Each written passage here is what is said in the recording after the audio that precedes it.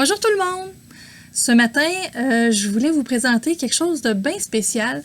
Puis je considérais que juste une photo sur Facebook, ben ça rendait pas justice au produit. En fait, j'ai rencontré dernièrement une teinturière qui fait vraiment de la teinture naturelle. Elle est ici dans la région du Kamouraska. J'ai appris son existence vraiment par hasard. Moi, qui pensais connaître tout le monde dans le Kamouraska, ben c'était pas vrai. Elle était au Festival de la Petite Laine. Je le savais pas. Elle était à la Twist aussi. Mais bon, Twist, j'y vais pas. Bon, il y a des chances que je l'aie manqué. Mais en tout cas, bref, il s'agit de Dalia Milon. Elle est installée dans le Kamouraska.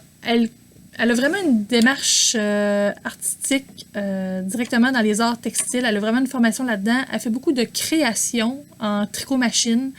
Ces créations-là, vous allez pouvoir les trouver au Vivoire à Saint-Jean-Port-Joli ou encore au Fil Bleu à Kamouraska.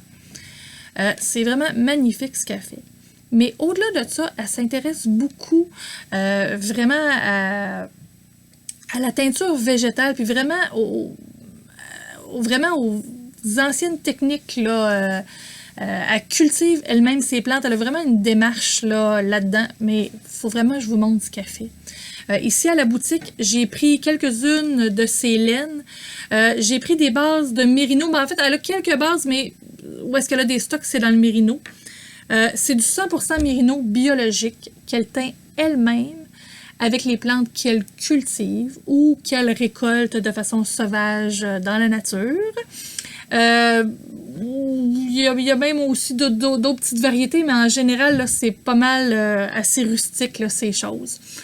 Écoutez, je vous les présente, c'est magnifique. Dans le fingering, j'ai quelques couleurs. Regardez ça ici. Ça, c'est fait avec, regardez l'espèce de vert brunâtre.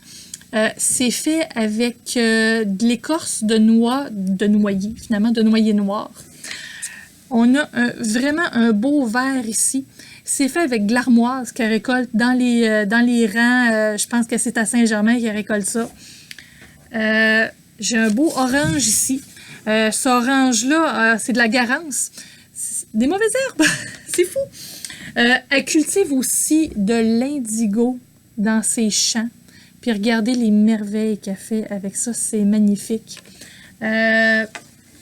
Mon Dieu, je vais vous montrer ici. Ici, on a des bruns. Je vais lire comme il faut. Bon, ça aussi, c'est avec des brous de noyer. Des brous, c'est les écales, les écorces de la noix. Puis le petit dernier ici, ça, c'est du lac. Le lac, en fait, c'est pas une plante du tout. C'est un insecte qui produit... En fait, c'est pas l'insecte lui-même, mais l'insecte produit une espèce de... Comment dire? Je me rappelle plus comment dire. Il produit une espèce de miella très concentré qui peut servir de lac. Mais en fait, c'est le pigment qui est dedans. Qui est extrait de la résine. En fait, c'est carrément une résine qui est extrait de la résine. Puis ça va regarder la belle couleur qu'il y a là-dedans. Ça, c'est ce que j'ai dans le fingering. J'en ai pas beaucoup. C'est très expérimental encore ce qu'elle fait. Puis elle fait ça une couleur à la fois. J'ai quelques worsted aussi ici. Ça, c'est fait avec de la gaude du Kamouraska. C'est pas une plante que je connais, mais c'est quelque chose de très rustique, mais regardez le beau jaune vibrant fouette.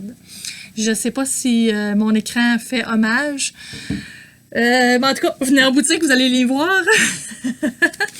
Ça ici, c'est fait avec l'indigo du Kamouraska aussi, dans sa fibre worsted. Bon, encore le fameux lac. Ça donne pas la même couleur encore, ça dépend toujours des bains, puis bon, des ajouts qu'elle fait là-dedans. Deux beaux bruns.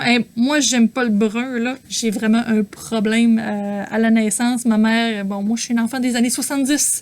Chez nous, tout était décoré en brun. J'ai vraiment un problème avec le brun, mais regardez, ils sont beaux. Oh, mon Dieu. Eux autres, ils sont faits encore, justement, à partir de nous. Non, c'est pas vrai, je suis en train de me tromper. Oui, il y a du noyer noir, mais aussi, il y a de la poudre de cochenille. Mais pas la cochenille qu'on peut trouver ici sur nos plantes, là, une autre sorte de cochenille. Fait que c'est ce que je voulais vous présenter. venez voir ça en boutique. Ils sont détaillés à 38 $, mais pour un 115 grammes. Bon, 38 $, ça peut sembler un peu plus cher que le normal, mais il y a vraiment une démarche derrière ça.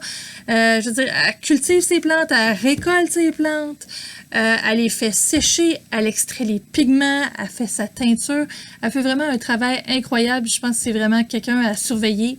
C'est Dahlia Milon. Allez chercher ça sur Internet. Puis venez voir Célène à la boutique. À la prochaine!